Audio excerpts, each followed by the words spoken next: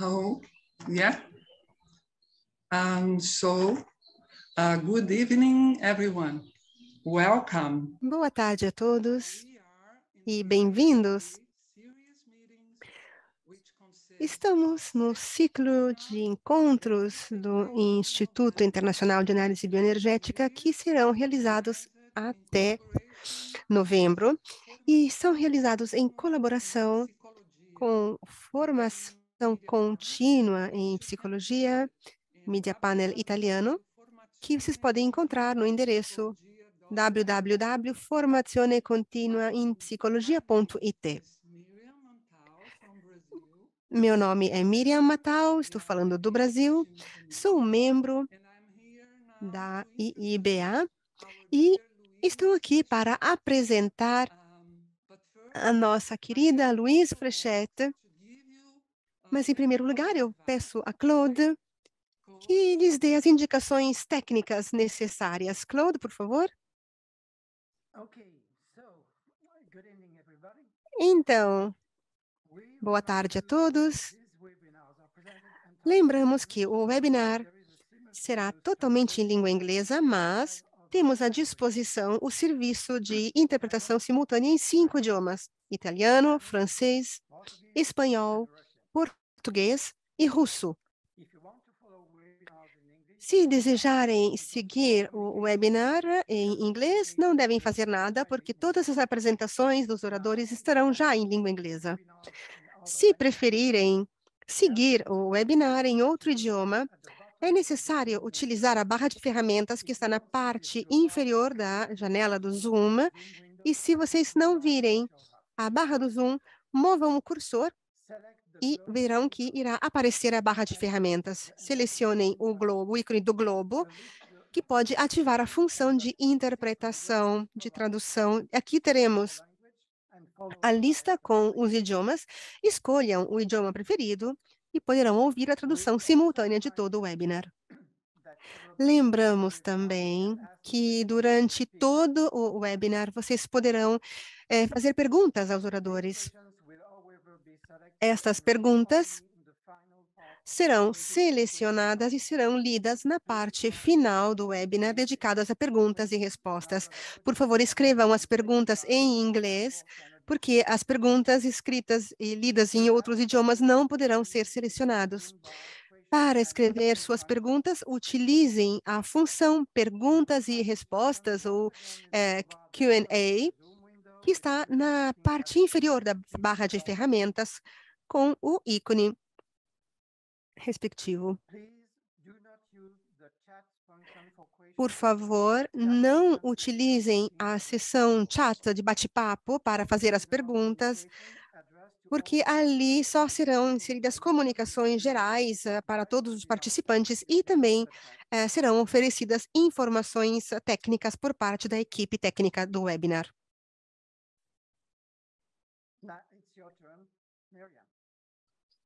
Agora, Miriam, a palavra novamente é você. Bom, é um prazer para mim estar aqui para lhes apresentar Louise Frechette.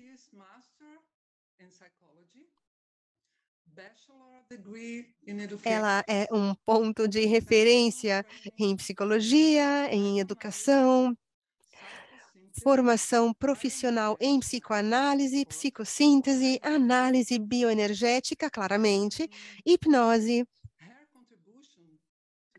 E a sua participação, sua contribuição com a IIBA é de grande importância, de grande valor em muitos níveis, como líder, formadora, na sua cidade, em Quebec. Ela é membro do Comitê Executivo da IIBA, do Board of Justice e também da Faculdade Internacional da IIBA. A contribuição da Louise para a divulgação da análise bioenergética é realmente enorme e muito significativa. A profundidade do seu conhecimento e Seus conhecimentos, a sua experiência são amplos em muitíssimos setores e disciplinas, e ela é muito conhecida no Canadá, no sul da França, na Bélgica, na Espanha, nos Países Baixos, em Portugal, Estados Unidos, Brasil, no mundo todo. Esses são alguns dos lugares onde ela fez formação. Louise é uma escritora muito ativa, publicou mais de dezenas de artigos em inglês e francês. Ela foi relatora em muitíssimos congressos internacionais, regionais, no Canadá, Estados Unidos, na França e também no Brasil. Ela abrangeu uma série de assuntos, como as regiões da vergonha, o grounding e a compreensão do narcisismo terapêutico. Ela se abriu ao coração também e à sexualidade como assuntos e também com relação a como a conexão pode curar o tecido da sociedade humana. Portanto, Luiz, venha falar conosco e passo a palavra para você. Muito, muito obrigada, Miriam, por esta maravilhosa introdução e pelas suas muito gentis palavras. Eu quero verificar se a minha apresentação está aqui. Então, eu estou muito feliz em estar aqui com vocês para este webinar com o assunto a estrutura esquizoide.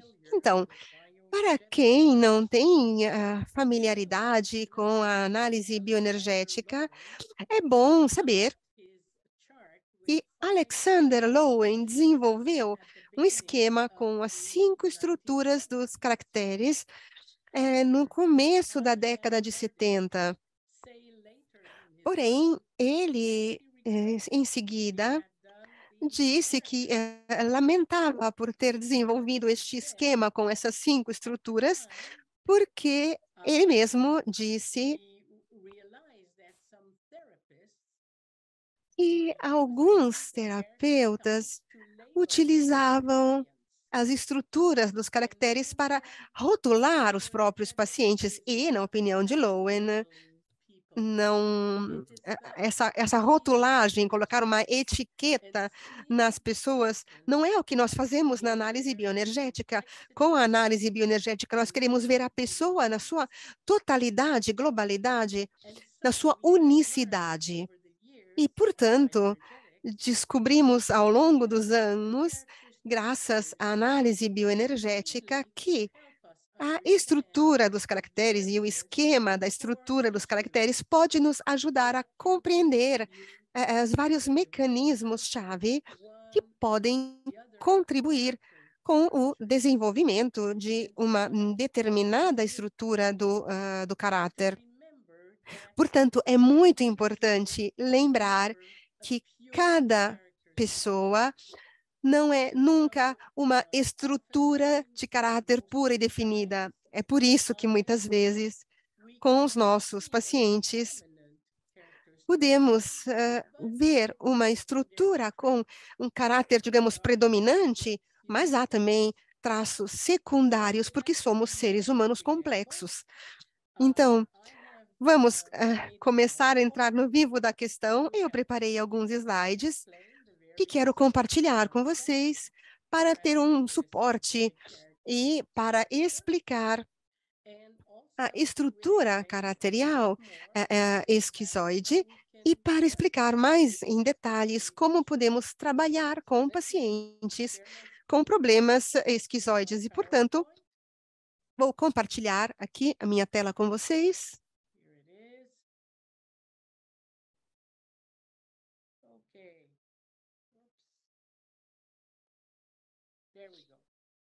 Então,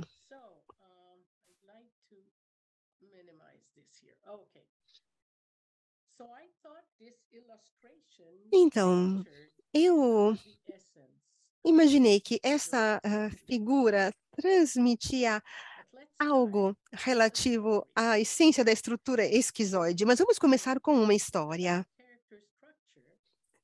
Quando eu ensino as várias estruturas do caráter, eu gosto de contar uma história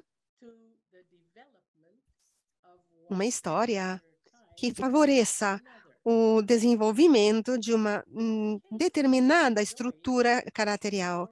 No caso da estrutura esquizoide, é a história da criança recusada. E como aconteceu isso? Então, aconteceu no início da vida, quando a criança nasce. Nós sabemos que quando uma criança nasce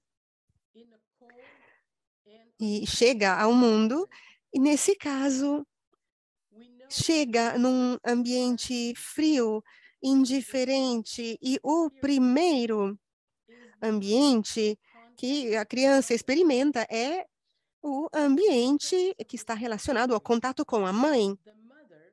Mas, no caso da escritura esquizoide, a mãe, na maioria dos casos, não queria este filho, esta criança, ou esta mãe não tem capacidades relacionais como pessoa.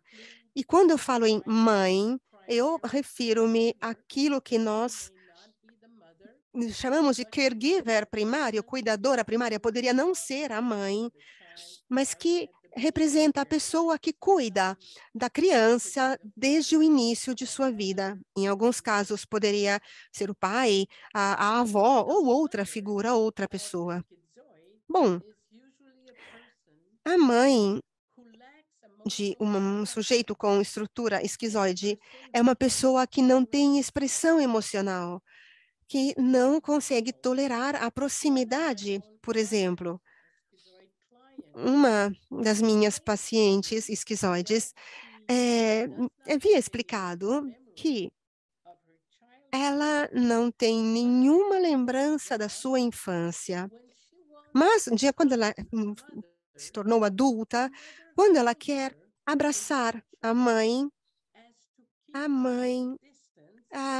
a deixa numa posição destacada, separada, ela fica rígida. Então, minha paciente faz essa experiência de não conseguir se conectar a nível corporal com a sua mãe. Portanto, a mãe não pode tolerar a proximidade.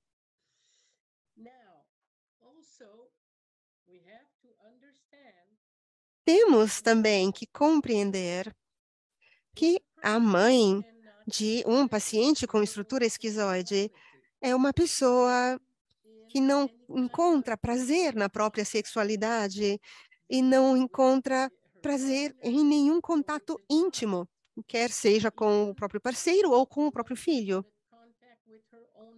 E nenhum contato íntimo também com o próprio corpo. Esta pessoa não gosta do próprio corpo, não se sente à vontade com o contato íntimo, com com a própria figura, com a própria pessoa e também com esta criança. Então, isto significa que um tipo de mãe como este que acabamos de descrever não irá expressar com o olhar, com a voz, com o tato, nada, nenhum sentimento, nada que possa expressar felicidade, alegria em relação a esta criança. Não irá encontrar prazer em tocar esta criança, em beijá-la, em brincar com ela. E, de fato, eu não quero dar uma culpa para esta mãe, absolutamente, eu não quero que ela se sinta culpada, porque já por si não fizeram, digamos, experiência em sua vida de um ambiente caloroso, um ambiente afetuoso.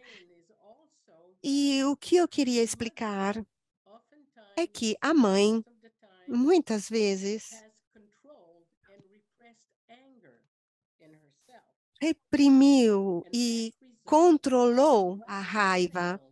E isso se traduziu numa série de cuidados mecânicos, portanto, nos cuidados prestados à criança sem alguma forma de calor ou de afeto ou ternura. Então, em outras palavras, a mãe não conseguirá cuidar desta criança e a raiva que ela expressa não será uma raiva explosiva, mas será uma raiva retida, controlada, fria.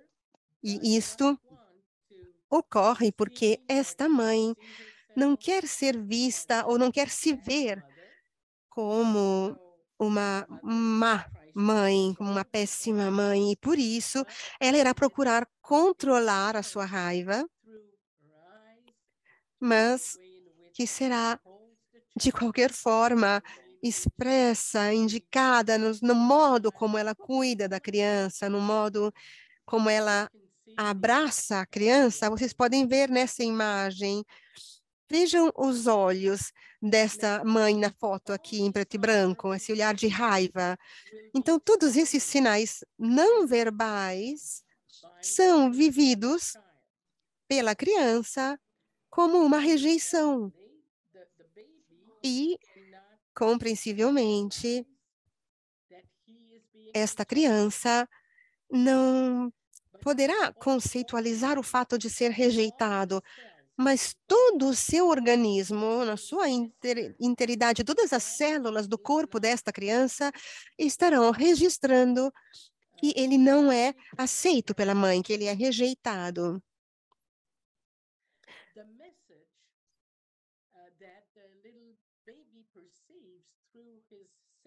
Qual mensagem esta criança percebe através do seu corpo? Então, ele percebe esta mensagem: eu gostaria que você não tivesse nascido, eu gostaria que você não existisse. Portanto, em outras palavras, este bebê percebe que a sua vida é ameaçada por uma mãe hostil, uma mãe que não quer que ele exista. E, caro amigo e colega Gui Tonella, que vocês já viram no primeiro webinar, ele desenvolveu um ótimo material justamente em relação às várias estruturas do caráter. E há uma estrutura caracterial esquizoide, e no documento do Gui Tonella, evidencia-se o fato de que a estrutura esquizoide é uma resposta às necessidades de fixação não satisfeitas. O que significa isto?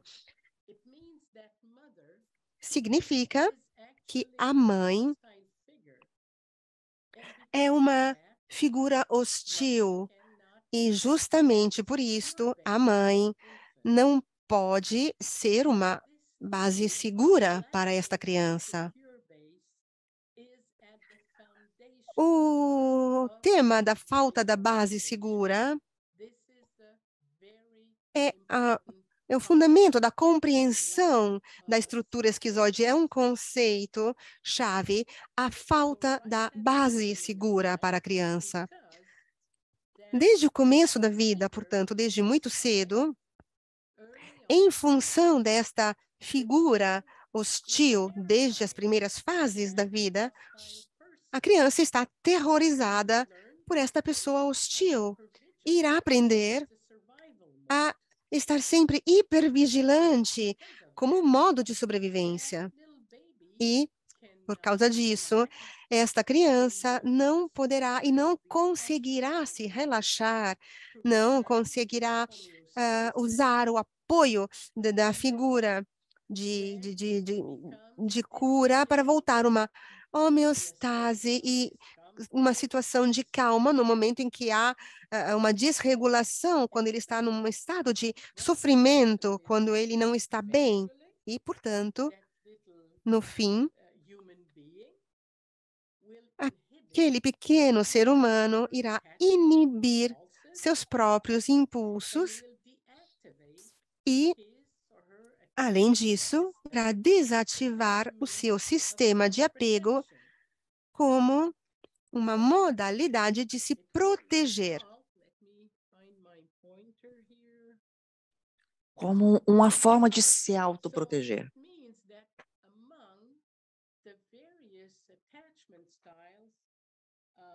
E eis que Bowlby definiu os diversos tipos de apego e da personalidade esquizoide. Aquele está ligado ao estilo de apego ansioso evitativo. E observamos, portanto, as consequências deste estilo de apego evitativo. A criança vai mostrar tendência a evitar os pais ou os cuidadores, não buscará conforto, nem tranquilização por eles, porque o cuidador, para ele, não significa segurança. E, por esta razão, essa criança desativará o sistema de apego e não se sentirá ligado, conectado com o próprio pai ou mãe.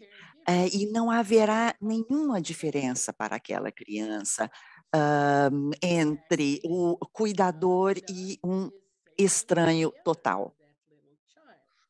Porque o cuidador, nem aquele estranho, aquela pessoa estranha, é mais segura do que o outro.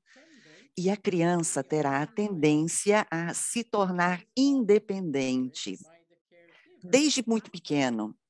Aliás, essa independência é muitas vezes incentivada pelo próprio cuidador, porque a criança sabe que não poderá receber nenhum consolo, nenhum conforto por parte desse cuidador, então ele vai fazer tudo sozinho por conta própria. E para o cuidador, isto será melhor, porque significa que a criança terá menos exigências. E essa mesma criança se tornará um indivíduo com orientação para os objetos, mais do que para as pessoas. E isto significa que a criança mostrará um maior interesse para com os brinquedos e não para com pessoas. E, posteriormente, em sua vida, quando se tornará adulto, vai mostrar mais interesse, por exemplo, por livros, por instrumentos, ou aparelhos eletrônicos, ou materiais de diverso gênero e natureza, em vez de mostrar interesse para com as pessoas. E quero aqui compartilhar com vocês alguns exemplos fornecidos pelos meus pacientes de tipo esquizoide, que desenvolveram um apego não para com objetos, e em um dos primeiros casos para animais, para com animais. De fato, uma das minhas pacientes contava-me que se sentia muito mais apegada, ligada ao próprio cão e a animais em geral, do que apego para com os irmãos ou outro ser humano. E os animais, o próprio cão, tornaram-se o seu lugar seguro e ajudavam a regular o próprio ser, na autorregulação. E outro exemplo que eu gostaria de citar aqui, de uma paciente com características esquizoides, nascida e crescida em um ambiente especificamente hostil. Já quando tinha 3, 4, 5 anos, essa paciente, muitas vezes, ela saía de casa e começava a passear pela natureza. E o seu apego primário para essa paciente era para com a natureza. Para ela, a natureza era o lugar seguro, a sua base segura, para que se acalmasse e conseguisse encontrar aí conforto e autorregular-se. Então, não há apenas um interesse só para com objetos, um apego para com os objetos ou outros instrumentos. E é óbvio, não há apego também para com seres humanos, e sim para com animais, natureza e, de forma mais geral, para com as plantas, os vegetais. Bem, vamos ver, então, a resposta psicobiológica dada por um recém-nascido a uma situação traumática. O trauma pode ocorrer em uma qualquer das fases do desenvolvimento de uma criança. E no caso da estrutura esquizoide, o trauma verificou-se exatamente no princípio da vida da criança. E Bowlby explica a resposta psicobiológica dessa criança, de uma criança, submetida a uma situação traumática. Bowlby explica que a criança organiza a si próprio ao redor de duas respostas diferentes. Na fase inicial da ameaça, ocorre uma reação de hiperativação. Trata-se de uma resposta de protesto. E essa resposta é ativada pelo sistema nervoso simpático, portanto, ataque e fuga. Como resposta, a criança mostra hiperexcitação, reação de alerta, alarme, gritos, choro e assim por diante. E esta é uma resposta natural e espontânea face a uma ameaça.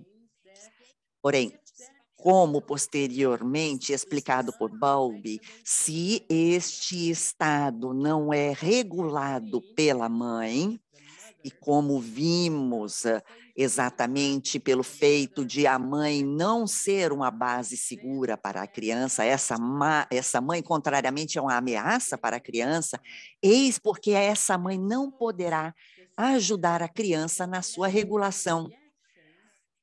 E a reação, a segunda reação, que é mais durável da criança, será a dissociação. Trata-se, então, de uma resposta de desespero, e essa resposta é ativada pelo sistema nervoso parasimpático. E, como veremos, então, observaremos um olhar ausente na criança, e a nível físico orgânico, essa criança irá mostrar níveis altíssimos, muito altos, de cortisol e opioides, que vai atenuar a dor, para que ele não sinta mais aquele terror, aquele sofrimento, aquele desconforto. Peço desculpas, vou tomar um gole de água.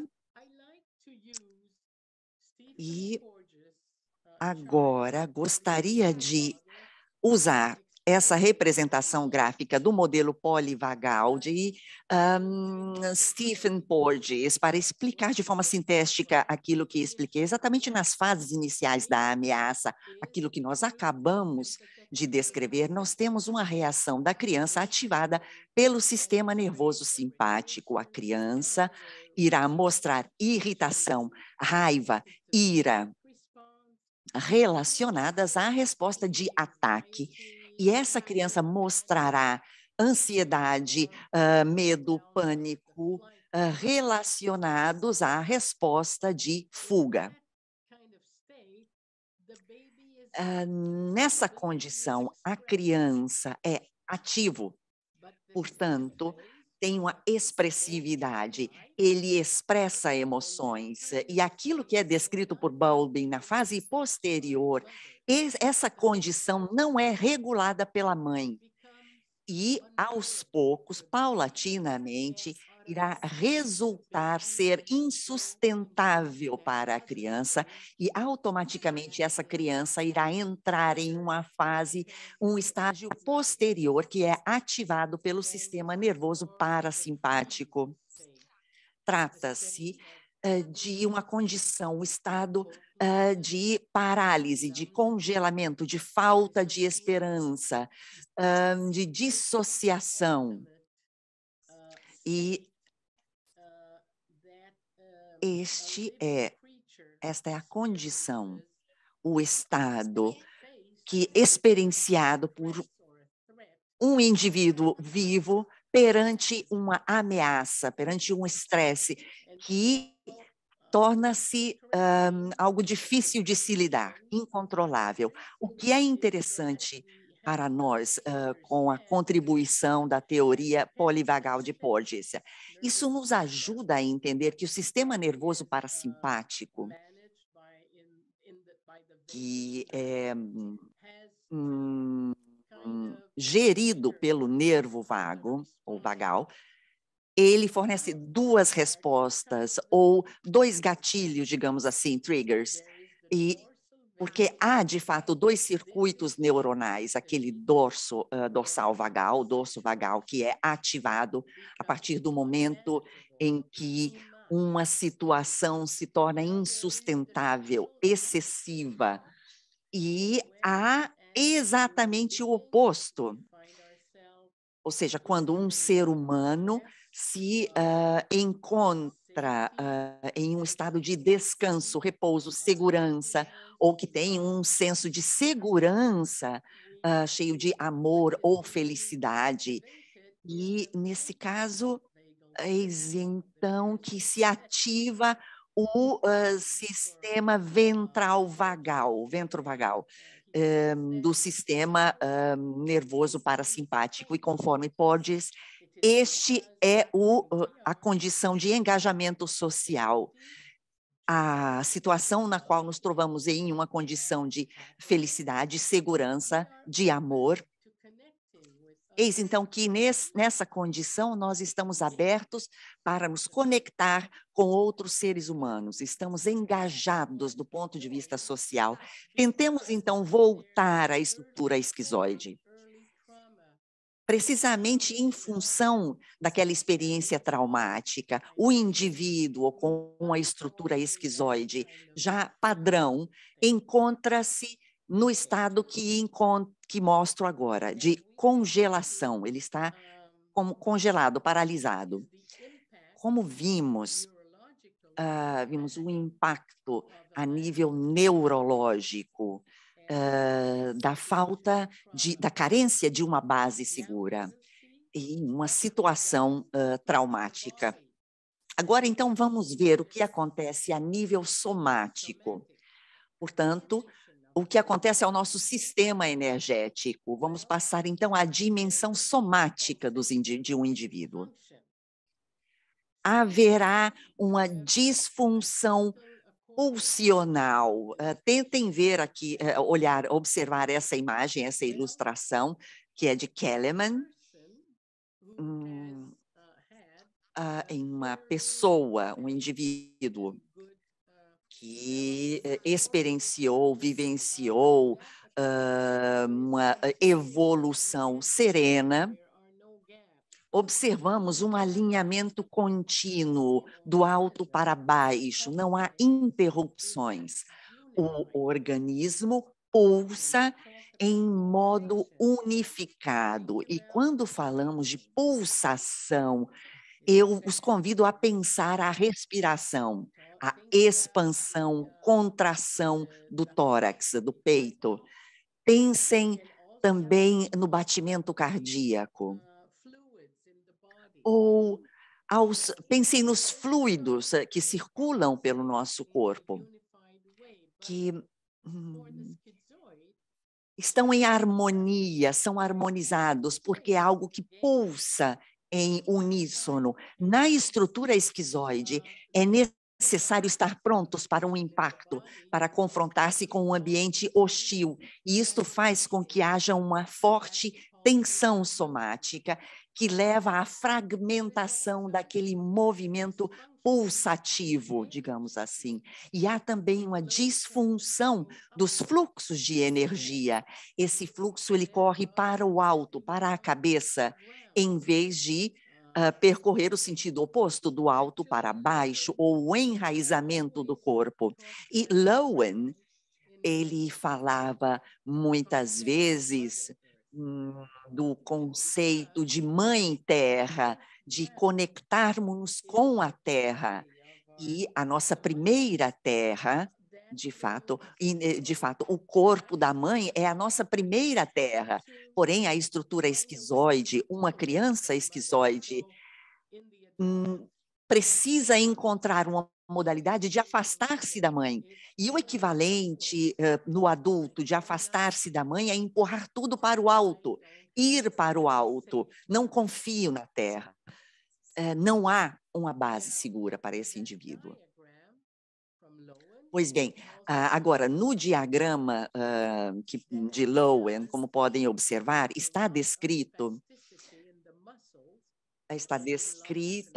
a espasticidade dos músculos e também a contração, que é característica do tecido conjuntivo ou conectivo. Tudo vem retido, detido no centro e nada flui para os pontos de conexão, que levam para o mundo exterior.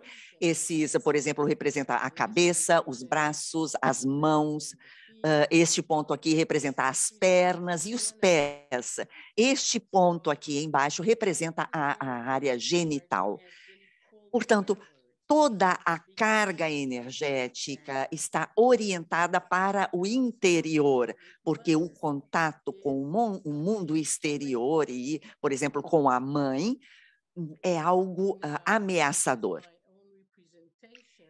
Esta imagem é a representação que eu fiz do sistema energético, do fluxo energético de uma estrutura esquizoide. Como podem observar, há essa tensão a nível de articulação. E, em razão dessa tensão que podem observar também nesta representação de Kelemen, são criadas interrupções do movimento pulsional ou pulsativo, e exatamente por culpa dessa tensão que é demasiado forte, o indivíduo sente-se fragmentado, ele tem a sensação de estar fragmentado, despedaçado, portanto, é trabalhoso para ele manter todas as suas partes juntas, e ele não vai sentir continuidade entre as partes do próprio corpo. Há também uma forte tensão a nível occipital, que leva há uma fissura entre cabeça e corpo.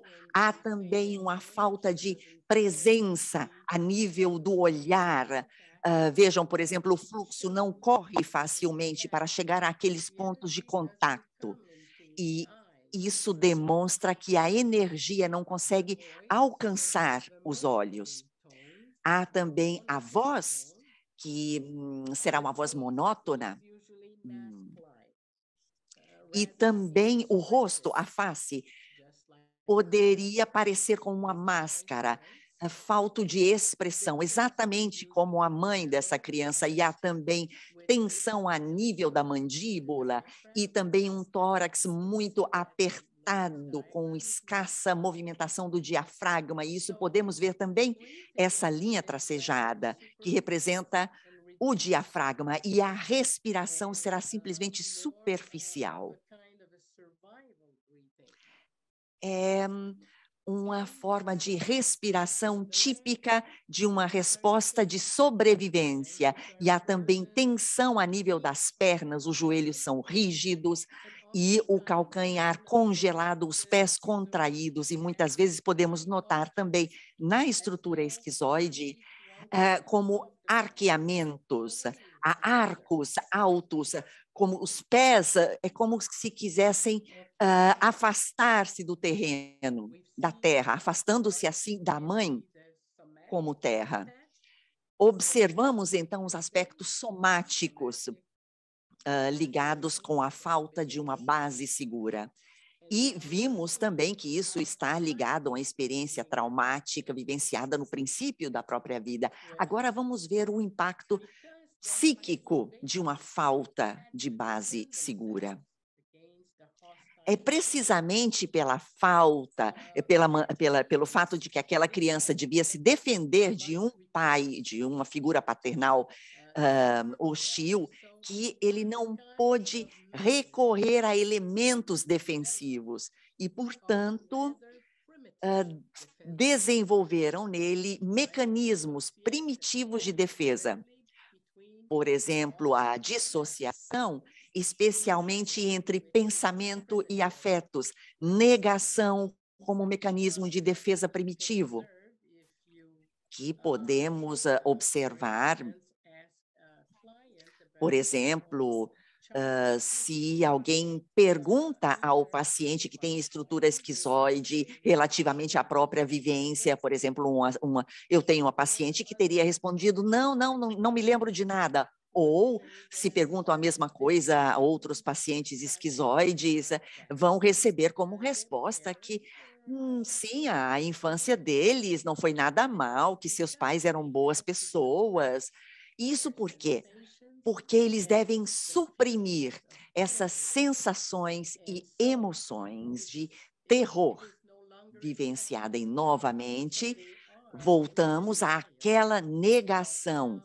Eles se encontram em uma condição de negação face àquilo que, a quanto fosse terrível a própria experiência durante os primeiros meses de vida. Então, eles negam aquela fase da vida. E esse mesmo indivíduo vai mostrar também um senso de si próprio subdesenvolvido, e ele vai tender a se identificar com ideias e ideais para compensar aquele senso que ele tinha de si próprio que está descompensado, ou que ele não consegue construir. Isto por quê? E por que há essa falta ou esse subdesenvolvimento do senso, do sentido do próprio eu?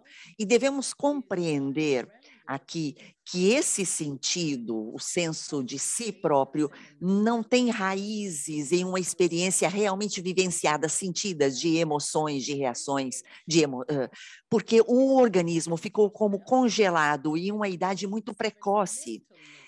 E o ser, o eu, esse sentido do eu, é mais mental, é mais abstrato, porque está desconectado de uma experiência real, vivenciada em carne e osso, digamos assim. E a estrutura esquizoide vai fazer com que o indivíduo evite relacionamentos. De fato, o paciente esquizoide não vai poder utilizar relações como autorregulação, porque foi isto que aprendeu com suas primeiras experiências de vida, e é o que ele vai continuar repetindo. O paciente esquizoide regula os estados fisiológicos com práticas solitárias, sonhar de olhos abertos, leitura, ou jogos de contemplação, ou outras atividades mentais solitárias. Além disso, o indivíduo esquizoide vai ter tendências a se focalizar no desinvestimento da esfera afetiva, porque experimentar emoções é algo ameaçador. Sentir emoções é uma verdadeira ameaça para eles, porque essas emoções são insustentáveis, insuportáveis, e por isso há um desinvestimento da esfera afetiva contra um investimento excessivo na esfera cognitiva. E por isso podemos falar de uma pseudo-impressão de vitalidade. Agora, vejamos então a sexualidade, a excitação genital durante as relações sexuais está dissociada da sensibilidade erógena. Porque o indivíduo com essa estrutura esquizoide, ele cresceu em um ambiente muito cheio de ameaças, que fez com que esse indivíduo nunca desenvolvesse aquelas sensações prazerosas, tanto orais quanto na área anal. Esse indivíduo estava sempre muito tenso, muito congelado, para conseguir expressar essas sensações prazerosas. E, portanto, a excitação genital permanece, mas não há uma experiência sexual completa que leve todo o corpo. E isto pode levar também a uma forma de sexualidade compulsiva ou promíscua, não em todos os pacientes, em alguns. E quando há essa sexualidade compulsiva ou promíscua, é importante compreender que o paciente está buscando não tanto uma experiência sexual em si, por si própria, e bem uma tentativa, é um pedido de conexão humana que nunca conseguiu experienciar. E, portanto, através da experiência sexual, esse paciente ele deseja satisfazer aquelas necessidades que tinham sido frustradas.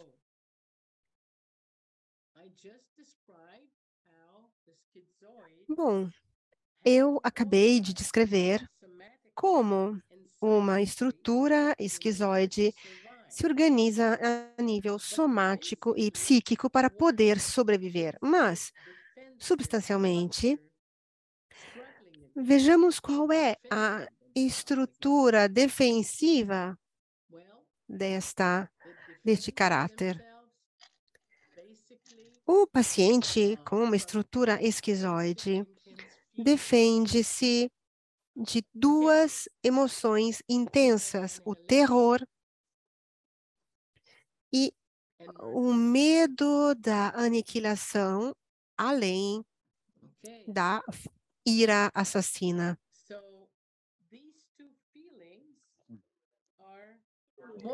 Estas emoções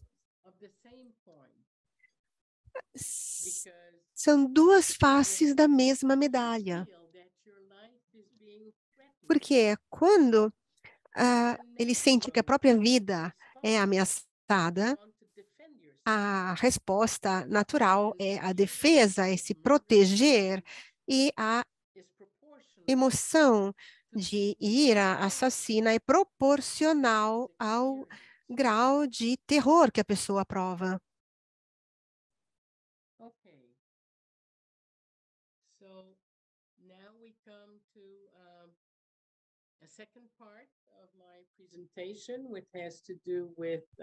Vamos ver agora a segunda parte da minha apresentação, que diz respeito ao trabalho que os terapeutas bioenergéticos fazem com os pacientes esquizoides e com os problemas desta estrutura. Até aqui está tudo bem? Estão seguindo? Ok. Então, vamos nos dar uma espreguiçada, fazer um pouco de stretching antes de começar essa segunda parte. Vamos esticar os braços, as pernas, vamos respirar um pouquinho. Vamos mexer um pouquinho a cabeça, o pescoço. Façam pequenos círculos com a cabeça. Relaxem um pouco os olhos. E tomem também um pouquinho de água. Bom, então, vamos continuar.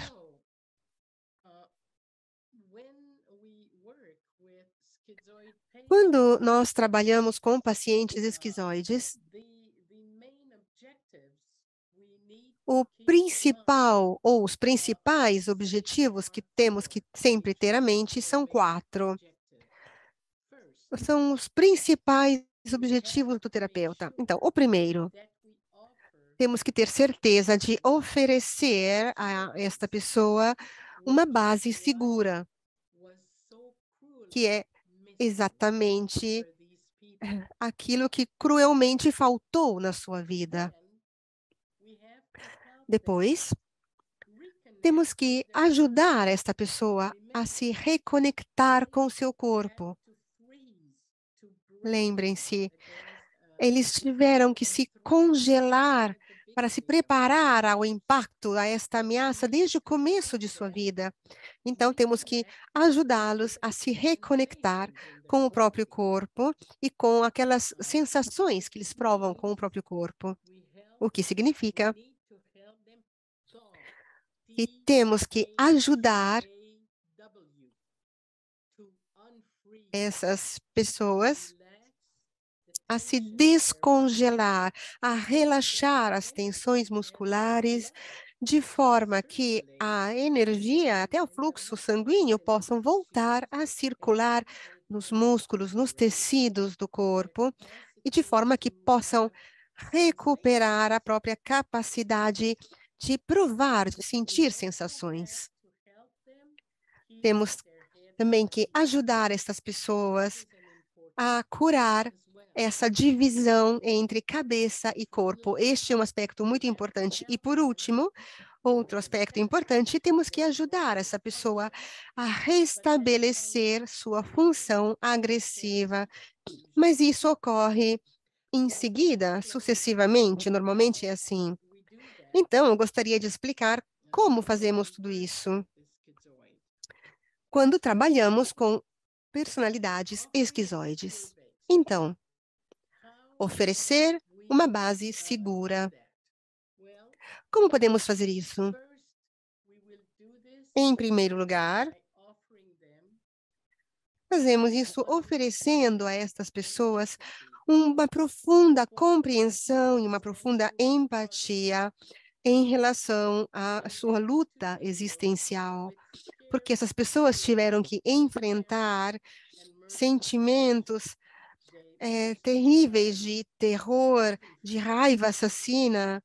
A maioria das vezes essas pessoas não sentem isto. Então, o problema-chave é ter a capacidade de poder exercitar seu direito de existir, porque por toda a vida delas foram ameaçadas, se sentiram ameaçadas. E podemos fazer isso de forma verbal, entre outras, através da qualidade do eco emocional.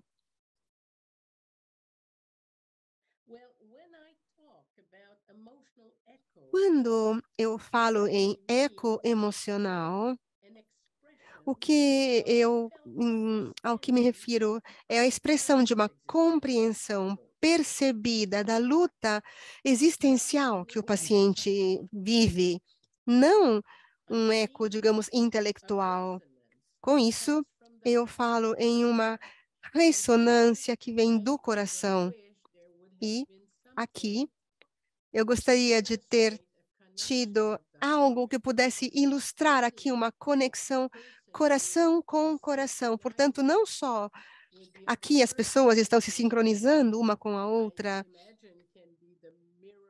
eu imagino através dos neurônios, o espelho, mas também aqui nesse desenho falta esta conexão percebida a nível do coração, em compreender esta luta existencial vivida por esta pessoa. Além disso, nós fornecemos uma base segura com a forma com a qual comunicamos nossa mensagem de forma não verbal, através do nosso posicionamento físico.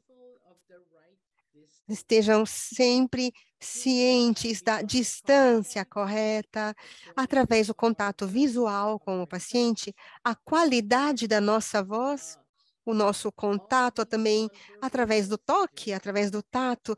Todas essas mensagens não verbais, esta comunicação não verbal, são um modo de transmitir a esta pessoa que aqui ela está num espaço seguro, num relacionamento seguro.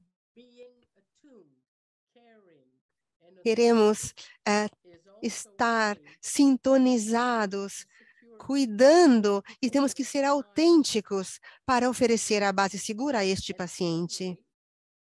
E, por último, queremos criar também uma aliança terapêutica, que é um aspecto que eu considero muito importante. De fato, oferecer uma base segura significa também considerar o paciente como um parceiro de valor dentro do processo terapêutico. Portanto, é importante verificar frequentemente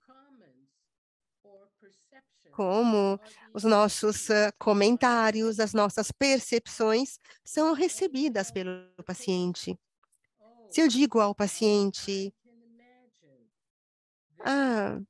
eu consigo imaginar que o nível de tensão que você sente no seu corpo e a sua história, a sua experiência que você está me contando, eu imagino quanto possa ter sido assustador tudo isso nos primeiros anos da sua vida. Então, eu compartilho este comentário, este eco emocional com o meu paciente, mas depois eu preciso verificar. Isso faz sentido na opinião de vocês? Você se reconhece nisso que eu falei?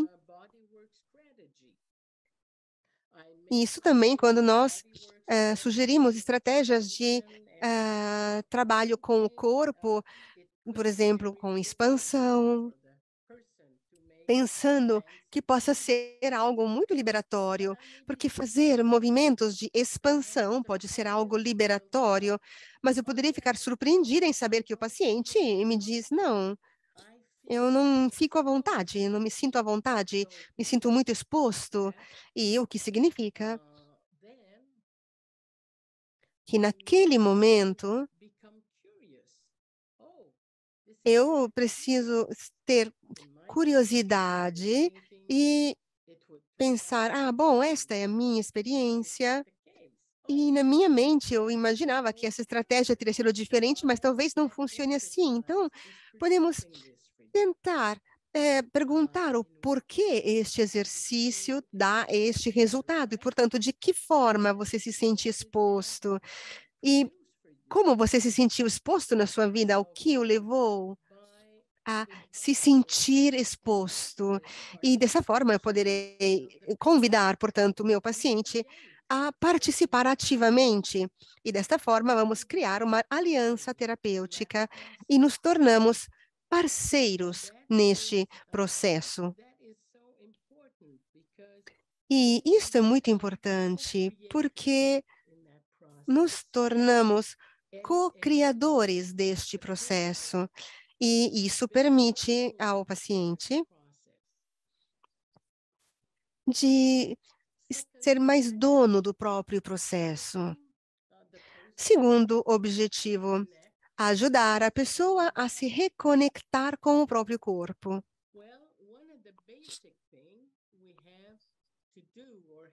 Uma das principais coisas que temos que ajudar a pessoa a fazer é a de ajudá-la a mudar a direção do fluxo energético. Vocês lembram? Nós vimos que o fluxo energético que tende a ir para cima, então temos que ajudar a fazer com que a pessoa desça, volte para baixo com esses exercícios de aterramento, como vocês sabem, com grounding. Esta é a posição básica de grounding. O peso está nos pés da pessoa, os dedos tocam levemente o chão, o corpo está relaxado, o pescoço está relaxado. E este exercício nos permite ajudar a pessoa a descer, a ir para baixo com o contato com os pés. Ajudamos as pessoas a levar a energia para baixo, para o chão, e ao mesmo tempo eles aprendem a confiar na terra, no suporte da base que é a terra. Eu teria muito gostado de ter mais tempo para fazer uma sequência de exercícios aqui com vocês, mas percebi que tenho muito o que falar ainda, tenho muito material, então não dará tempo. Então, não será possível fazer os exercícios, mas eu teria gostado muito. Mas podemos fazer alguns exercícios juntos. Portanto, fiquem sentados agora. Em relação ao grounding, fiquem sentados com os pés bem plantados no chão. Vocês podem tirar os sapatos, se preferirem, podem tirar os sapatos. É um exercício muito simples este. Esse que estou para explicar. Então, quando vocês inspiram, se relaxam, e quando expiram, empurrem os pés para baixo com força. Então, procurem fazer 3 ou 4 vezes esse exercício. Então, estamos sentados, posição reta, as costas estão apoiadas na cadeira, nos inspiramos e nos relaxamos. E quando expiramos, botamos o ar para fora, empurramos os pés para baixo. Inspiramos, nos relaxamos. E quando expiramos, empurramos bem os pés no chão. Tentamos levar toda a nossa energia para baixo, para o chão, descarregar no chão. Novamente, inspiro, me relaxo e depois empurro os pés para fora. Imaginem que a energia flua para baixo, para os seus pés, para a terra.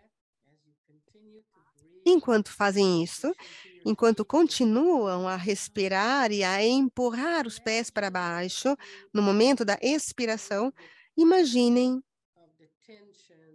estão procurando se liberar das tensões e de todas as energias em excesso que vocês sentem no próprio corpo. E aqueles de vocês que não têm suficiente energia, procurem imaginar que quando inspiram, no momento da inspiração, vocês estão pegando a energia da Terra. A Mãe Terra lhes está dando energia. Então, conforme o estado energético em que vocês estão neste momento, ou podem empurrar para fora a energia, a tensão em excesso, o nervoso em excesso no seu corpo, ou então, se não sentirem de ter muitas energias, quando vocês inspirarem, procurem imaginar que vocês estão pegando a energia que a Mãe Terra quer lhes dar. Bom,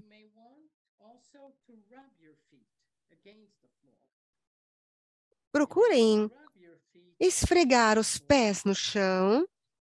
E enquanto vocês estão esfregando os pés no chão, procurem prestar atenção aos vários pontos de contato que a planta do pé tem no piso, no chão. Mas não esqueçam de respirar enquanto fazem isso.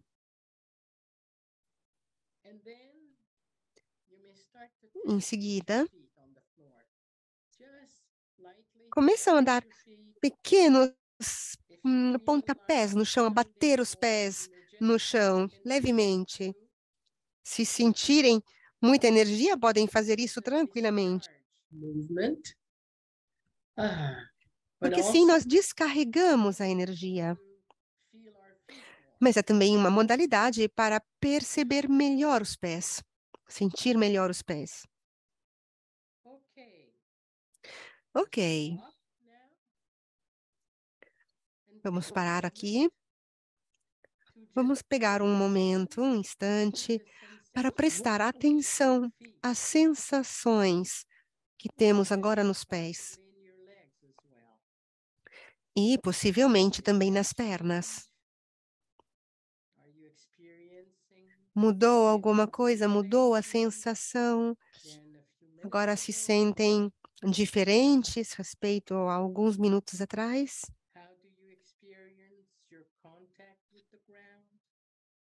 Como vocês sentem o contato com o chão agora? Vocês se sentem mais em contato com a terra? Conseguem fazer com que o peso do seu corpo desça todo para baixo, ao invés de subir? Respirem. delicadamente. Bom,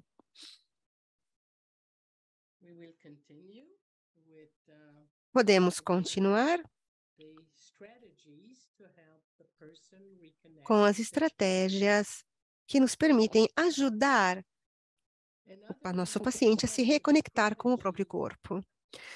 Uma outra série de estratégias de que podemos dispor e também uma linha geral de trabalho corporal com a personalidade esquizoide é essa de trabalhar da periferia para o centro.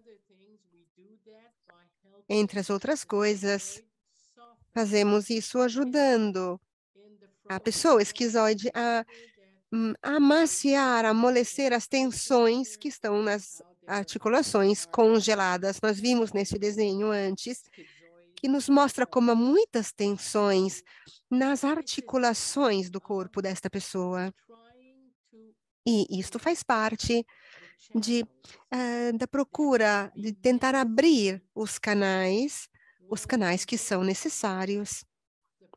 Quando, no fim, a pessoa conseguirá entrar em contato com essas emoções tão intensas que tiveram que ser reprimidas, como o terror, essa ira assassina. Quando a pessoa consegue se conectar com essas emoções intensas, ela vai precisar expressar essas emoções, mas o ponto de saída, o canal de saída deverá estar aberto para que a expressão desta emoção possa fluir para fora, porque se ainda houver esses bloqueios em nível das articulações, das juntas, essa pessoa irá sentir uma implosão, algo de parecido a uma implosão. Nós precisamos abrir os canais de saída de forma que a expressão dessas emoções possa sair para fora. Então, temos que soltar essas tensões nas articulações, e isso faz parte do trabalho que nos permite fazer com que os pontos periféricos possam ser abertos um pouquinho mais. Se quiserem fazer um teste, vou mostrar uma modalidade. Então, o que podemos fazer com os pacientes? Podemos trabalhar com a rotação das articulações. Por exemplo, podemos pedir que o paciente gire os pulsos, os tornozelos, simultaneamente. Podemos fazer isso agora, enquanto estamos sentados. Mexam, rodeiem os pulsos e os tornozelos de forma circular e prestem atenção no movimento, na tensão dos músculos, dos tendões. Rodem na direção horária e depois na direção anti-horária. Este é um tipo de exercício que podemos fazer com o nosso paciente para podê-lo ajudar a soltar um pouco essas tensões.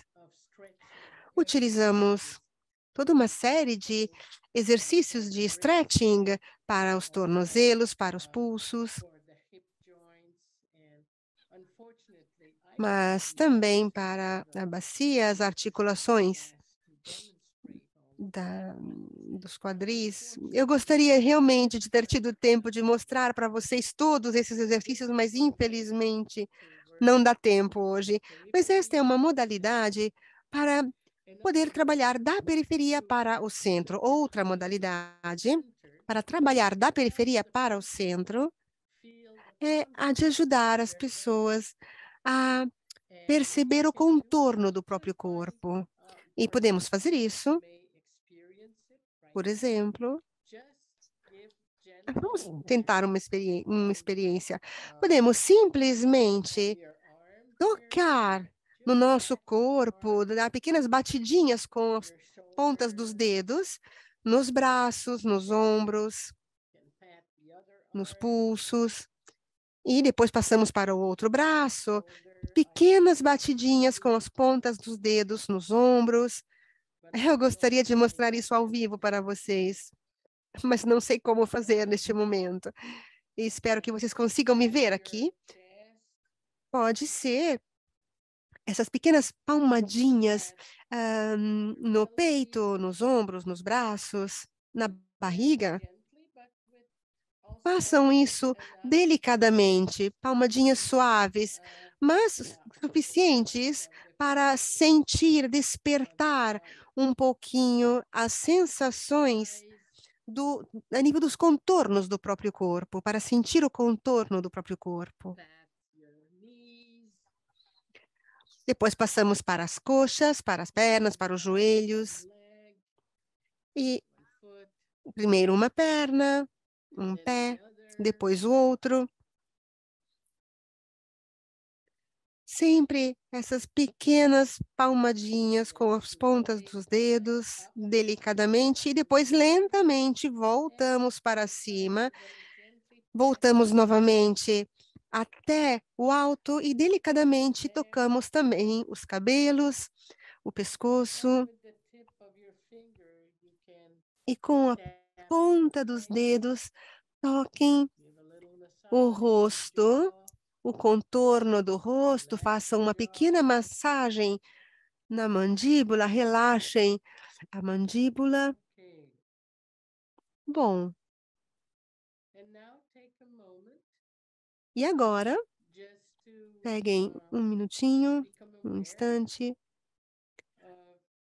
para sentir, para estar consciente das sensações que estão sentindo neste momento. Se tem uma sensação clara dos contornos do seu corpo ou não.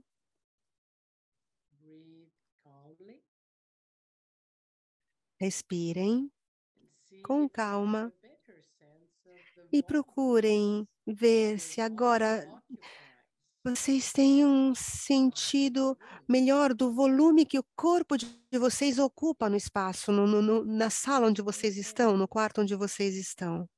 Bom. Estão vendo? Na análise bioenergética, eu digo sempre aos meus alunos que é importante pegar um pouco de tempo para sentir o impacto dos exercícios. É tão importante fazer isso quanto fazer o próprio exercício.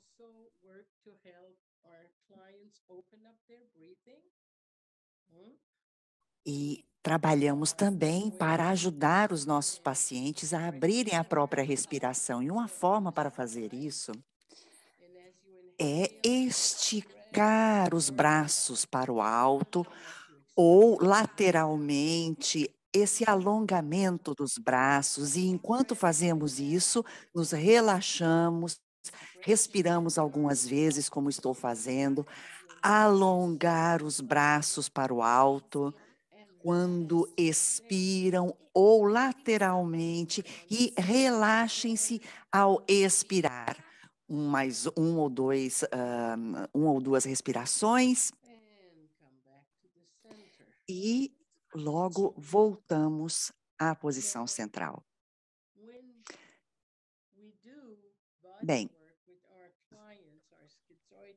quando fazemos esse trabalho corporal com os nossos esquizoides, devemos sempre estar atentos ao risco de hiperventilação, porque quando eles respiram, tem uma abertura a nível do peito que é menor. Então, quando nós queremos abrir a respiração, poderíamos fazer com que eles sentissem como uma vertigem. E, por um lado, nós temos o risco de hiperventilação que considerar, e quando isso ocorre, eu convido os meus pacientes que ponham as próprias mãos em concha, assim, sobre nariz e boca, e respirarem, e que respirem dentro das próprias mãos, porque isso equivale aquilo que é aquele saquinho, por exemplo, que nos dão nos aviões quando as pessoas precisam de hiperventilação. E estejamos atentos também para que o paciente possa se autorregular, evitando ser sobrecarregado, esmagado pelas próprias emoções e sensações. Tentemos, então, ver a experiência e manter essa experiência do paciente dentro daquilo que nós denominamos janela de tolerância, que quer dizer que quando o indivíduo realiza esse trabalho corporal ou entra em contato com as emoções e sensações, o terapeuta, ele age como a mãe, ou seja, está bem consciente, ciente da situação, da regulação da criança. E se o indivíduo começa a ser esmagado pela experiência, o terapeuta deve encontrar formas de ajudar a pessoa a se autorregular, de forma que o indivíduo possa ser sempre, idealmente, capaz de ser o dono das experiências, que não seja sobrecarregada ou esmagada pelas emoções e experiências. E, finalmente, nós tentamos ajudar esse indivíduo a buscar sensações prazerosas durante esse trabalho feito com o corpo. Isso não é assim tão difícil, porque normalmente os pacientes esquizoides, eles amam esse sentir o próprio corpo, porque isso os faz sentir vivos, não somente mais vivos, e sim mais conectados. Lembro-me de um paciente esquizoide que tratei, e quando lhe perguntei se ele estava se sentindo, se ela se sentia muito mais viva depois de uma sequência de exercícios corporais ou de trabalho corporal, ela respondeu sim, mas principalmente aquilo que faz com que me sinta bem é que eu sinto que todas as partes estão interligadas, mais conectadas dentro de mim, e isso é uma sensação prazerosa para os pacientes. Muito bem. E agora passamos ao terceiro objetivo, ou seja, curar a cisão, o rompimento entre cabeça e corpo. Mas antes de falarmos nisso, é fundamental que compreendamos um conceito que é o choque cefálico. Essa noção de choque cefálico, ela foi introduzida pelo Dr. Robert Lewis, que é um dos mentores da nossa terapia, e um dos terapeutas anciãos, sênior da análise bioenergética, e antes que ele alcançasse, que ele nos fornecesse essa contribuição, lembre-se que nós estávamos dizendo que fazer terapia com um paciente esquizoide, devia ter um certo objetivo, ou seja, o esquizoide devia sair da própria cabeça para entrar no próprio corpo. E nós deveríamos levar o esquizoide da cabeça para o corpo. E nós explicamos já como é importante essa conexão, reconexão com o corpo. Mas então, não tínhamos um ponto fundamental que estava claro, ou seja, o feito de que a cabeça também faz parte do corpo. E a cabeça, portanto, é algo do qual nós devemos cuidar, devemos nos ocupar da cabeça também. E o Dr. Lewis descreve dessa forma a condição de uma pessoa que se encontra em um choque cefálico, e vou lê-lo junto com vocês todos. E quando nós dizemos que uma pessoa vive em sua cabeça, queremos dizer, entendemos com isso, que esta pessoa permanece bloqueada em um estado de choque em sua cabeça. E esta cabeça torna-se uma fortaleza cerebral. já não é mais percebida, experienciada como parte do corpo vivo. E ela acompanha muito pouco essa onda de respiração que expande e contrai o corpo. A mente dentro dessa cabeça tão chocada, por assim dizer, por essa experiência, ela se dissocia, se divorcia, separa do processo de vida. Talvez seja contra-intuitivo afirmar, mas é bem assim verdade, que o paciente nesse estado de choque, ele não experiencia a própria cabeça como uma extremidade, uma parte do próprio corpo.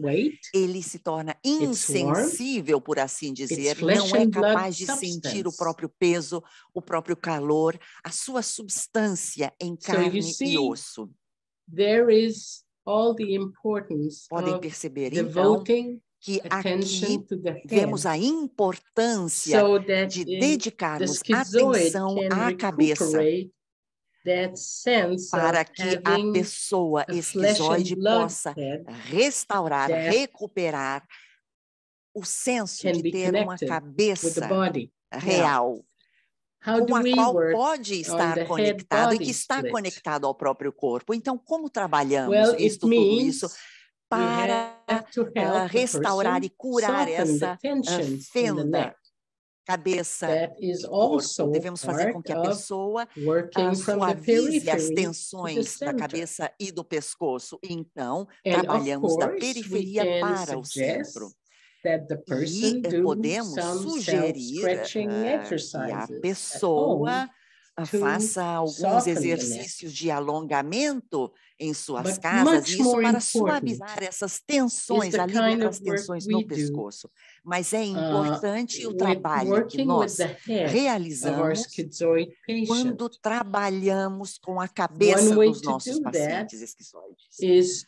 Como podemos trabalhar com a cabeça? Uma das formas é convidar a pessoa a que fique deitada, se coloque deitada, e oferecemos um apoio das nossas mãos para a cabeça do paciente, exatamente como mostrado na imagem aqui. E essa é uma intervenção, é uma operação importante. Aqui, o paciente é convidado a deixar, a fazer com que, a liberar a própria cabeça e colocá-la nas mãos do terapeuta.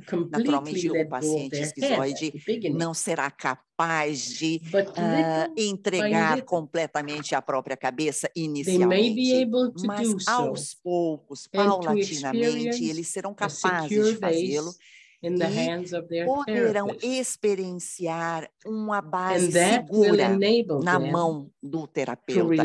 E isso vai fazer com que eles possam se relaxar e finalmente sentir uma maior integração entre cabeça e corpo. Sabe, esse tipo de contato é muito íntimo. E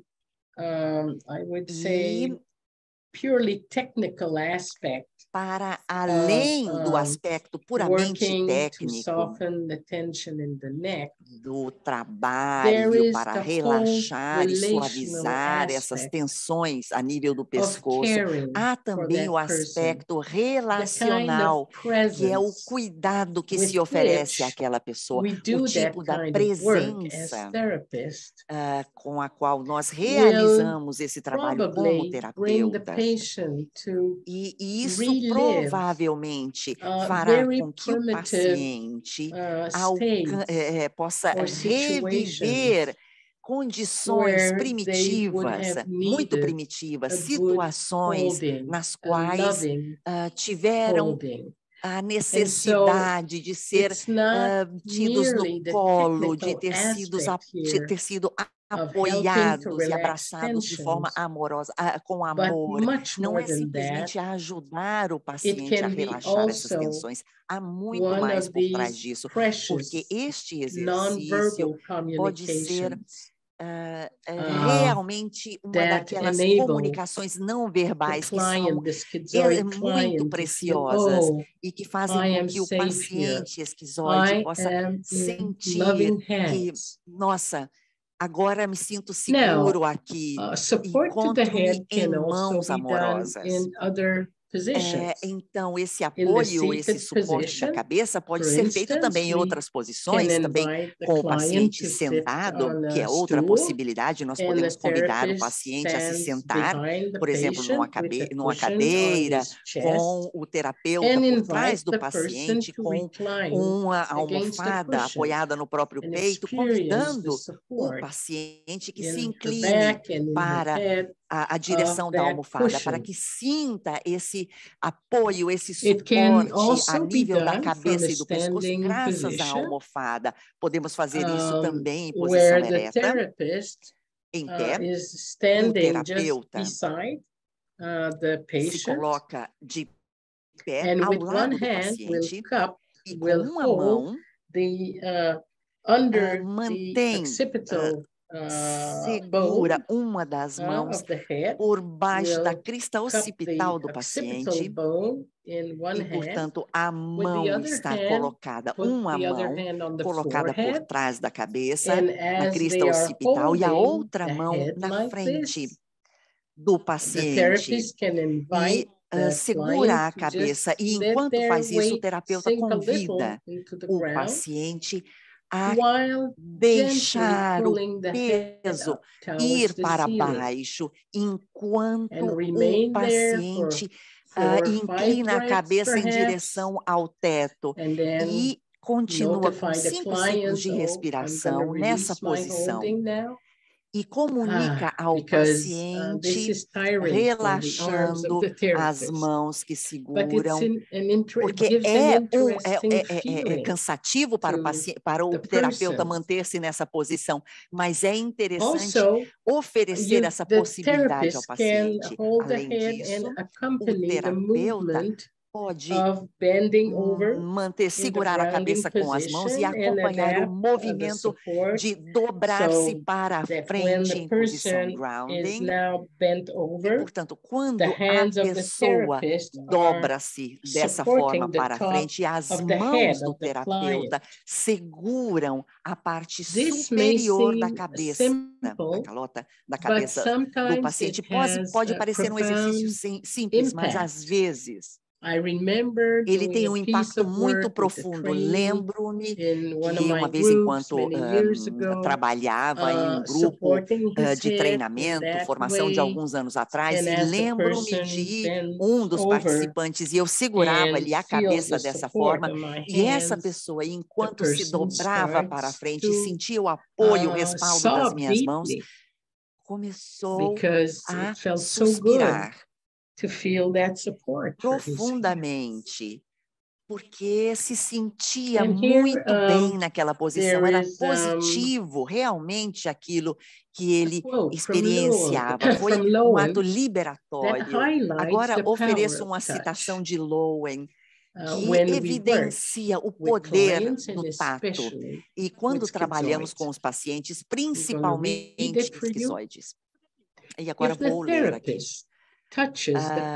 Se o terapeuta toca o paciente com mãos quentes, delicadas, estabelece um contato mais profundo do que as palavras ou os olhares podem fazer.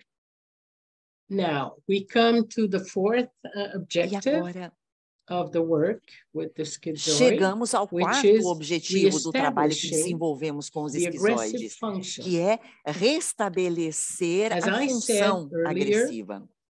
Como dizia antes, normalmente isso ocorre posteriormente, uma etapa posterior da terapia. A um certo ponto, o terapeuta terá que ajudar o esquizoide a se conectar e a se expressar, essas emoções intensas de terror e de fúria homicida que foram reprimidas. E it quando becomes very chegamos important neste do ponto, nesta that kind altura, of torna-se work in a importante regulated way, realizar esse means trabalho de forma helping again regulada.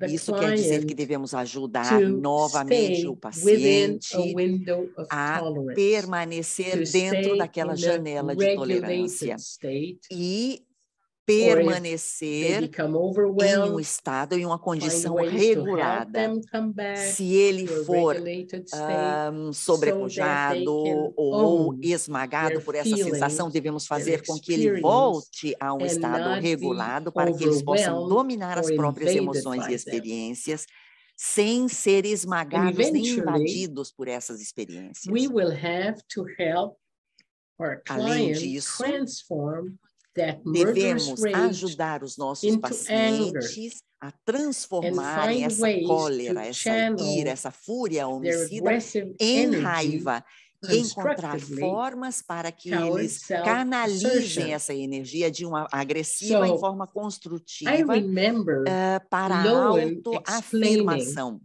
the difference Lembro-me que uma vez rage Lowen and anger. explicou a diferença And he used entre to say cólera, that ira e raiva. in rage, E normalmente ele an afirmava emotion que na that cólera, is na not ira, empowering encontramos at all. uma emoção Because que rage não tends dá to poder algum explode à in pessoa, all porque directions.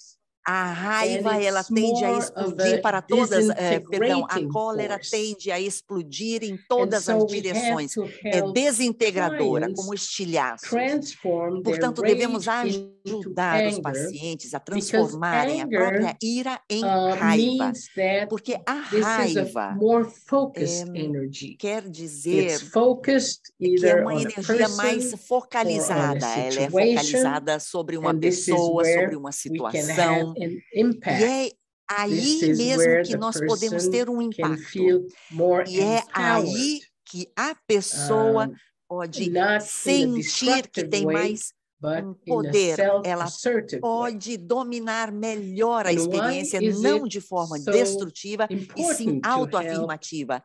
the E por que schizoid isso é tão being importante able a ajudar to o paciente regain the esquizoide mastery of that em aggressive energy? reobter Well, esse domínio it is to help him or dessa her função agressiva. assert Bem, their porque right to exist, devemos ajudar essas and pessoas also to have a their basic afirmarem o human próprio needs direito met. de existir e fazer So, também com que here as we're trying necessidades to help básicas our dessa patients, pessoa sejam atendidas. not Então, only tentamos assert aqui their right to ajudar nossos exist, pacientes but não deeply somente a feel afirmarem that o próprio they direito de have that existirem, right to e sim exist, também a and sentirem they can assert it. profundamente que eles têm esse And direito it de is existir also e que important podem to help afirmar them tal direito. set their É boundaries importante and também actively ajudar a against definirem aggression os próprios when it's confins, appropriate. limites, e defendendo-se I assim de emphasize agressões when quando isso appropriate, for because necessário.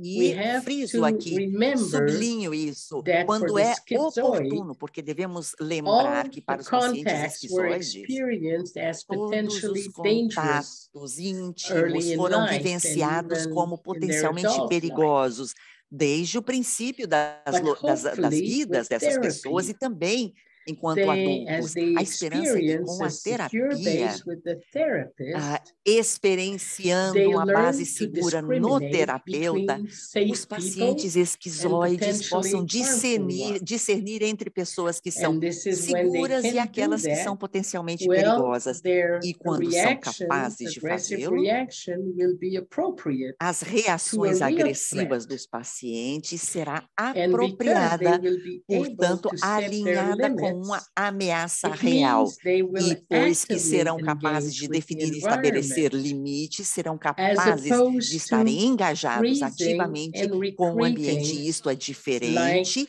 the face ao schizoid congelamento structure e does. a retração So it que é típica expands da estrutura their esquizoide, capacity e isso faz com for que se relationship. expanda a capacidade desses And it pacientes em represents criar a relacionamentos ou restored relações. E capacity to representa be alive uma and in the world. capacidade reestabelecida de viver no mundo.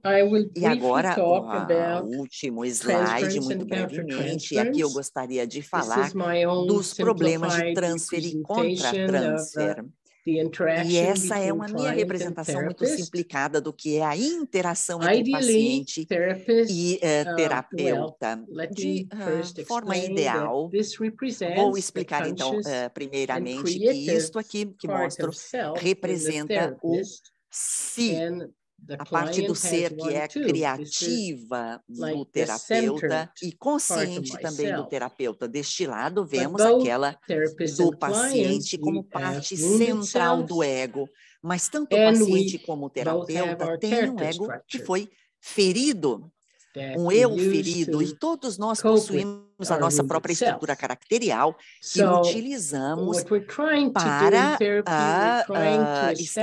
para enfrentar o nosso ser que foi ferido. Com a terapia, tentamos estabelecer uma aliança terapêutica com a parte que nós podemos definir sã, saudável do paciente. Ou o terapeuta interior de cada paciente, se podemos defini-lo assim.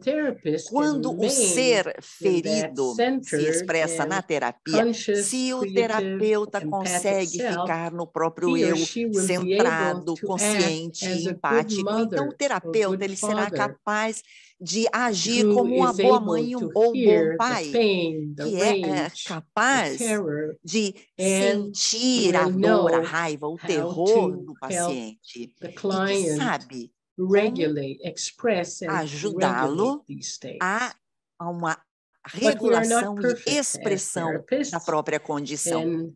Mas nós, terapeutas, não somos perfeitos. E o tipo de transfer que os esquizoides, como pacientes, geram é principalmente um transfer da mãe, porque o esquizoide ele deseja com muita força um contato que seja mais amoroso, humano, mas esse desejo está misturado também com o terror, o medo, a raiva, a ira de que já falamos. Então pode ser que o terapeuta, a partir do próprio ser ferido, tenha medo e se sinta afugentado por essas emoções e poderia, então, reagir com um contra-transfer ligado ao próprio medo dessas emoções, à própria raiva perante essas emoções. Se sente que a ira é voltada para ele, contra o terapeuta. Então, imaginem-se como um terapeuta com estrutura esquizoide, que teve experiência do paciente. Bem, se o próprio terapeuta não trabalhou suficientemente sobre os próprios problemas pessoais, ele pode reagir, então, com o mesmo medo e raiva. E outro tipo de contra-transfer pode ser originado pela estrutura e o caráter que podem observar aqui. Se o terapeuta tem uma estrutura mais esquizoide, pode ocorrer medo em ter que enfrentar essas emoções intensas vivenciadas pelo paciente. Então, um tipo de contra-transfer pode ser uma hiperproteção para com o paciente e, portanto, evitar, então, que o paciente entre em contato ou tenha contato com esse núcleo explosivo que está aqui. Ou, por outro lado, se temos uma outra estrutura no terapeuta, que, por exemplo, é um terapeuta que realmente tem que ver a expressividade emocional do paciente, e esse paciente quer que o paciente esquizoide seja mais expressivo e mais conectado com os próprios sentimentos, e inicialmente não será possível obter isso no começo da terapia, porque o paciente ficará mais de uma condição defensiva, mais So, neutra, e não here, está tão em contato com o terapeuta dentro, no âmbito da terapia. E, portanto, nesse caso, haverá um contra-transfer de destaque por parte do terapeuta,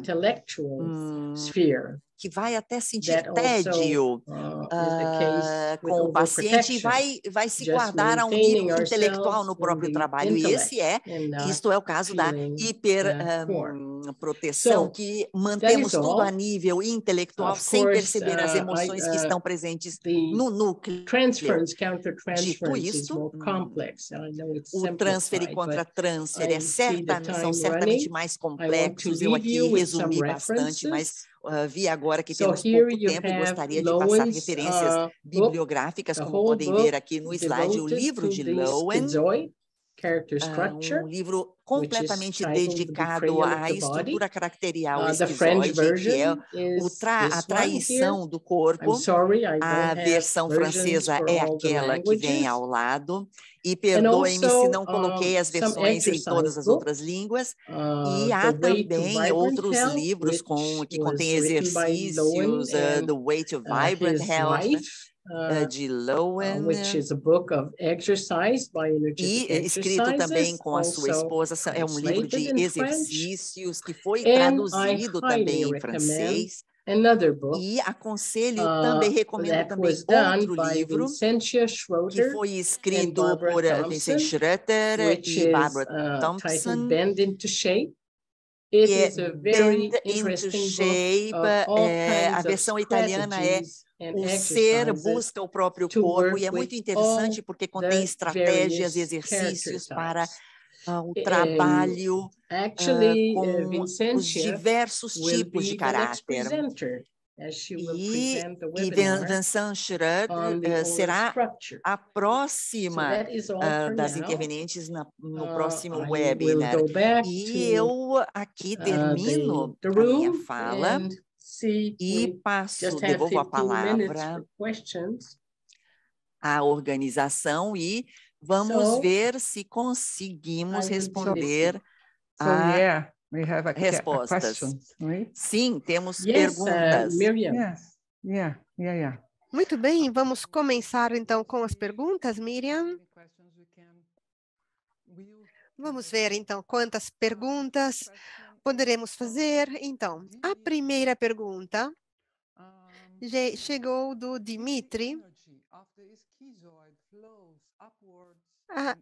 Se a energia do esquizoide vai para cima, para a cabeça, portanto, nas atividades intelectuais, por que o diagrama de Lowen não mostra este fluxo energético? Bom, quando eu digo que o fluxo vai para cima, para a cabeça, eu quero dizer que a pessoa é muito ativa, e falo de atividades mentais. Na realidade, é o fluxo emocional que não consegue alcançar a voz, os olhos. Sabem, quando sentimos medo, o que acontece no corpo? Essa é a reação, não é? Então, há uma espécie de congelação. Então, a energia vai para cima, mas fica bloqueada, fica congelada. E é justamente a qualidade das emoções que conta, que tem importância. Há uma forma de energia irregular, até frenética. Não sei se com essa resposta consegui explicar, responder a pergunta do Dimitri. Bom, pergunta da Laura. O paciente esquizoide pode criar relações de maior intimidade? Pode repetir, Miriam? Perdoe, é o meu inglês. Então, o paciente esquizoide consegue criar relacionamentos de maior intimidade? Sim, claro que sim. É porque este é o trabalho que nós fazemos na terapia. Então, ajudar os pacientes a descongelar-se no momento em que o paciente consegue elaborar essas emoções tão intensas, então ele conseguirá utilizar mais essas energias agressivas e, portanto, a se abrir mais também para ter conexões mais íntimas, conseguirá abrir o seu coração. Eu devia ter acrescentado essa explicação. Não se trata só da abertura para com a função agressiva, mas se trata de descongelar e de levar, digamos, uma integração entre corpo e mente, para que o paciente consiga abrir mais o próprio corpo, o próprio coração e desfrutar da intimidade. Uma pergunta da Miriam, mesmo nome que eu, Miriam. Quando, no momento do parto, há algumas complicações e as crianças são separados da mãe ou do caregiver e são colocados por alguns dias, digamos, em terapia, até por várias semanas. Então, nessas condições, poderiam se desencadear este tipo de personalidade? Bom, depende de como foram tratados. Claro, sem dúvidas, ficar dentro de uma incubadora por várias semanas é provavelmente um fator desencadeante, talvez do abandono que veremos na estrutura do caráter oral. Mas depende também das pessoas que cuidaram desta criança, né, enquanto estava na incubadora, porque se houver calor, uma atitude amorosa, afetuosa para com a criança, isso irá reduzir claramente o trauma. Se os cuidados forem assim mecânicos, insensíveis, frios, é claro que poderão determinar algumas das condições que descrevemos pouco antes e que originam a estrutura esquizoide. Dimitri fez outra pergunta. Talvez você já tenha dito, Luiz, mas eu vou repetir a pergunta. Se essa energia está bloqueada, congeada no centro, por que não trabalho do centro para a periferia? Não deveria ser um trabalho que leva a energia para baixo, porque a energia vai para o alto? Não, não é assim. De fato, levar a energia para baixo é um trabalho que ajuda o paciente a conseguir se acalmar, a tocar o chão, a acalmar o seu sistema nervoso para que não seja tão ativo. Então, leva-se a energia para baixo, e não é a mesma coisa que levar a energia do centro para a periferia. Como eu explicava antes, as emoções que estão encapsuladas, englobadas aqui nessa região, são emoções muito intensas. E, como eu estava explicando, se não estiverem abertos aqueles canais para fazer fluir a energia, há uma sensação de implosão. E o paciente precisa de um recipiente que lhe permita expressar, tirar para fora toda a energia dele. E se este recipiente estiver congelado a nível periférico, então haverá rupturas no momento em que procuraremos abrir o centro. Eu espero ter sido clara. Sim, acredito que sim. I hope Dimitri understands. Sim, eu compreendi, espero que o Dimitri também tenha compreendido. Outra pergunta que vem da Daniela. A Daniela gostaria de saber algo a mais sobre as janelas de tolerância. Como podemos definir uma janela de tolerância e como podemos encontrá-la? Ok, então, a janela de tolerância, se vocês lembrarem no diagrama de Porges, havia uma parte colorida em azul, aquele espaço em azul, que era o espaço do congelamento. E depois havia aquele espaço amarelo, no qual está o sistema de ataque de fuga ativado pelo sistema simpático, e a parte verde, na qual nos sentimos bem, estamos relaxados, etc. Então, falando em termos neurológicos, no momento em que há uma conexão, queremos fazer com que o paciente permaneça naquela área amarela para que possa expressar as próprias emoções, mas numa modalidade que ele consiga tolerar, ou seja, que não sejam muito fortes essas emoções. O paciente precisa conseguir digerir, assim, digamos, elaborar as suas emoções e integrá-las. A janela de tolerância pode fazer com que, se superada, o paciente chegue num estado de dissociação, de congelamento, no qual irá se sentir muito tenso. E a janela de tolerância é aquela área amarela e verde do diagrama de Porges. Portanto, como vocês podem ver, o córtex frontal deve estar engajado, deve ser engajado quando o paciente está dentro dessa janela de tolerância.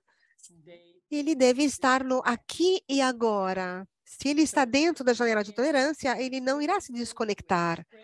Então, dentro daquele espaço, ele conseguirá expressar as próprias emoções de forma ativa ou conseguirá entrar num estado de calma.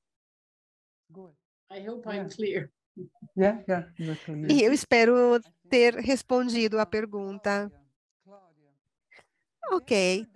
A pergunta de Cláudia. Interessante. Há sonhos típicos das pessoas com estrutura esquizoide? Ou imagens típicas, sonhos recorrentes?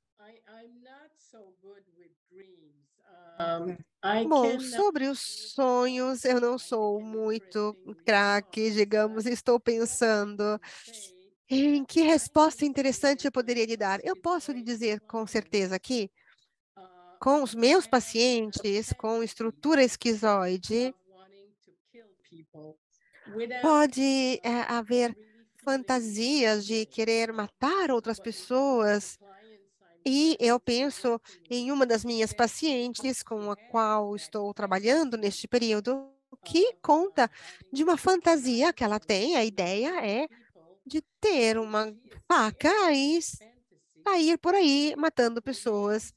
E ela tem muito medo desta fantasia, mas essa fantasia fica ali no reino da fantasia. Os impulsos não são emotivos, emocionais, ao ponto que ela possa atuar essas fantasias. Então, não há nenhum problema nesse sentido. E a paciente está muito ciente disso. Ela tem consciência das fantasias que a assustam, e eu e a paciente sabemos que temos que trabalhar lentamente para permanecer dentro dessa janela de tolerância. Thor asks, how to differentiate the longing... Pergunta do Thor. Como podemos distinguir o desejo do esquizoide do desejo da estrutura oral e a agressividade homicida, assassina, da estrutura rígida? Então, como distinguir, então, o desejo dentro da estrutura esquizoide respeito à estrutura oral? Bom, em primeiro lugar, é a mesma coisa, é o mesmo impulso daquele recém-nascido que precisa se conectar com uma pessoa amorosa e que irá receber ou uma rejeição ou o abandono, porque aquele caregiver, aquela pessoa cuidadora, não está suficientemente disponível, e isso leva a uma estrutura do caráter oral. Qual é a segunda parte da pergunta? A segunda parte, na pergunta do Thor, é como distinguir a agressividade assassina da estrutura esquizoide e aquela da estrutura rígida.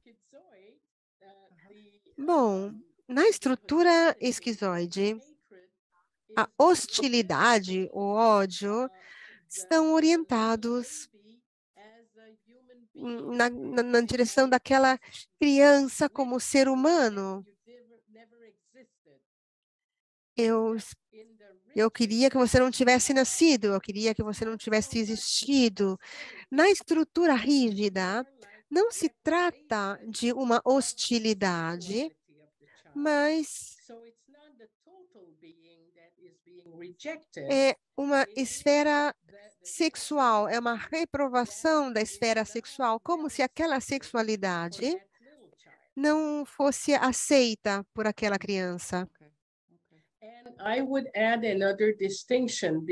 E aproveito para acrescentar uma outra diferença, uma outra distinção.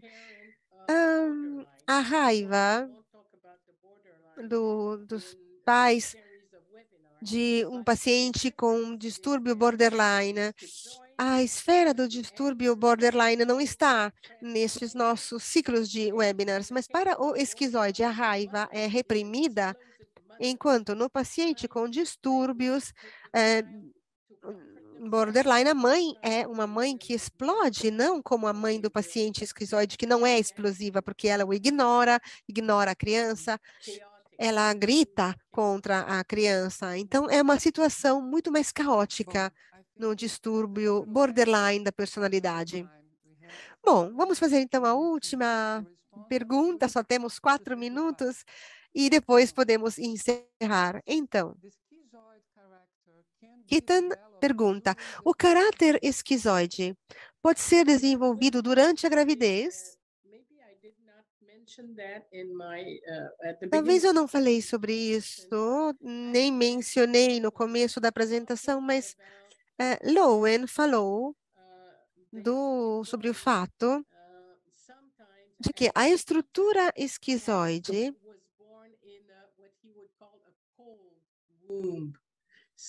pode se desenvolver também quando o feto estava dentro de um útero frio. Portanto, pode se desenvolver uma estrutura esquizoide quando a mãe não queria essa gravidez, quando aquele útero é frio e não queria acolher esta criança. Sim, talvez eu também tinha lido este conceito do Lowen, no útero frio, realmente se chama assim. Luísa, eu acho que chegamos no fim do nosso webinar. Então, Miriam, muito obrigada. E, portanto, muito obrigada, Luiz, pelo trabalho excelente que você fez. Muitas palavras gentis estão chegando, podemos ler aqui no chat, no bate-papo, muitas pessoas se parabenizando pela sua apresentação. Para mim também foi um grande prazer, Miriam. Muito obrigada. Obrigada, Luiz, por este webinar e muito obrigada a você também. E quero agradecer também todas as pessoas que participaram, que dedicaram seu tempo para assistir e a você também.